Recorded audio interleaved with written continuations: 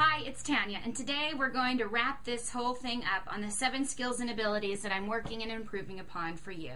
The last one, number 7, is my ability and skill to always take the high road as far as integrity is concerned.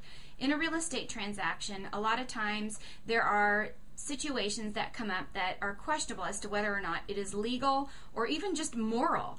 And I had a particular situation where a client had referred another friend to me, and I was helping this man, Ray, find a perfect spot down in the city. He was looking for a little condo, and he didn't want to spend a lot of money because he was retired and just living on a fixed income. So we had a lot of things that we had to put together on his criteria of what entails the perfect spot for him and what's important to find that perfect spot.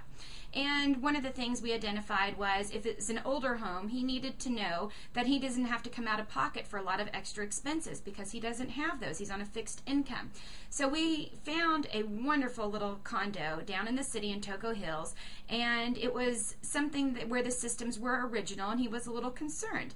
So we addressed this concern by requesting the seller pay for a home warranty policy. This policy ends up being in the neighborhood of $600 for the home buyer for a full year.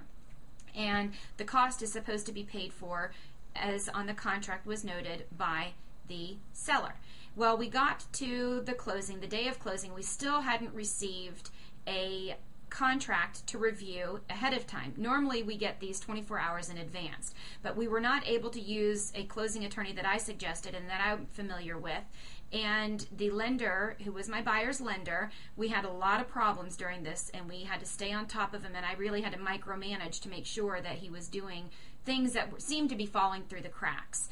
And it got to the point where the lender didn't provide the closing package in time to the closing attorney, and we weren't going to be able to close. So we agreed that we would not have anything to review ahead of time, but we would show up and press on. We needed to close this day. We already had movers lined up and everything. So we went ahead, showed up for the closing. As we walked in, sat down, we got the review statement at that point. We couldn't even review it while we were waiting in the lobby. It wasn't ready. It was that tight of a time frame. It was towards the end of the afternoon, the end of the day. So when we get through the closing, we had a few corrections that we all caught, some numbers that were wrong, things in the wrong columns, and we made a couple of adjustments, and we finished the closing. Everyone was happy. We went home. And then somewhere between the time we left the closing attorney's office and by the time I got home, I realized nobody mentioned anything about the home warranty policy. So I called my rep at the home warranty policy company at American Home Shield, and I called the closing attorney. Their office was already closed, left a message for the closing coordinator. I called my buyer to let him know, but that I would get it taken care of and addressed the next day. I called the other agent to let him know that his seller didn't end up paying for the home warranty policy as agreed upon in our contract, and didn't get a returned phone call. And after finding out the next day that the seller had no intention of paying for this home warranty policy, now that it was done and over with, the closing had already happened, title had already transferred, they had washed their hands of it. So I went back and forth with the agent representing the seller, saying this is not moral. I mean, it's under the contract, and in short, basically, they refused to pay for the home warranty policy. I was agreeing with all parties involved that I would help cover the cost of this and split it with everybody, since it wasn't just my fault that I didn't catch it. It was everyone's fault. Let's own up on this, and we'll all split the costs and split the difference. Nobody was willing to do this with me. And it was certainly something I wasn't going to share with my buyer. It's not his responsibility. It's something that should have been taken care of as promised for him. And in short, after all, it was something that I was able to cover and was happy to do for my buyer because I wanted him to have peace of mind. So my broker and I decided that this would be something that we would do for my buyer because it was something that the other parties were not being moral. This was something, it's not necessarily a case of what the contract says. It has a little loophole if it's not dealt with after closing.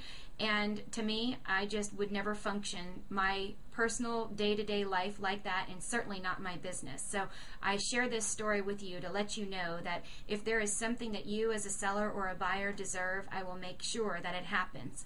And sometimes it's at my expense, especially if it's something that I didn't catch. And I'm willing to openly admit that I make mistakes as well, but I correct them and I stand behind them, and I will do what's right and what's deserved for you as my client. And it's unfortunate that these kind of circumstances come up, but it's life. It does happen. And being rushed with not getting this ahead of time, I think that goes to show you why it's so important to request those closing statements 24 hours in advance, so you and your real estate agent can sit down and review line item by line item and make sure everyone's comfortable with everything, and things like these don't get missed. But when they do, and sometimes it's going to happen, just know that I will be sure to fight for you and make sure that you get what's promised to you. Not all the agents do this, and I hope you know that if you were the seller that I was representing you in this circumstance, I would also recommend and encourage that the seller pay for this, and I would be willing to split it if the seller came down to that. But I think it's the seller's responsibility because it was in the contract. It was something they were already prepared to be paying for. So that's it. I wanted to just share that little story with you so you know that I mean it when I say I'm your real estate consultant for life. It doesn't end at the end of the transaction. I'm going to be with you afterwards if something comes up and a pipe bursts and you need a plumber. I've got a fabulous plumber here that I can introduce to you. If you need a contractor, if you need something painted, if you need to install some new appliances, whatever the case may be, I'm always going to be here for you. If you need a good CPA, I've got another really great one that I'd love to introduce to you as well. Whole business directory that I will be sure to share with you should you need it. Hope you enjoyed all of these 7 skills and abilities that I'm improving upon for you, and of course all of your friends and family that you introduced to me. Thank you so much. I appreciate you sticking with me through all of these and look forward to seeing more.